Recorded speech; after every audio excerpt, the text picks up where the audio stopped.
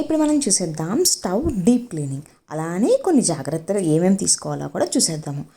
Cleaning చేసేస్తాము, నీట్గా ఉంచేస్తాము అనే కాకుండా మనం క్లీన్ చేసినప్పుడు ఆ నాబ్ సెట్ చేసేటప్పుడు కూడా చాలా జాగ్రత్తగా ఉండాలి మనం. ఎందుకంటే మనం సెట్ చేయడం కరెక్ట్గా సెట్ చేయకపోతే గ్యాస్ లీక్ అయిపోతుంది. సో ఆ బర్నర్స్ తుడిచేటప్పుడు కూడా చాలా కేర్ఫుల్గా ఉండాలి. సో మనం క్లీన్ చేసిన తర్వాత అన్నీ నీట్గా పెట్టుకొని కరెక్ట్గా సెట్ అయ్యాలి చూసుకొని మనం ఒకసారి అన్ని బర్నర్స్ లైట్ చేసుకొని టెస్ట్ చేసుకున్న తర్వాత యూస్ చేసుకోవాలి. సో మీరు క్లీన్ చేయడమే కాకుండా ఇంట్లో ఉన్నప్పుడు చాలా జాగ్రత్తలు కూడా చాలా తీసుకోవాలి. ఇలాంటి మంచి ఇన్ఫర్మేటివ్ వీడియోస్ కోసం సబ్స్క్రైబ్.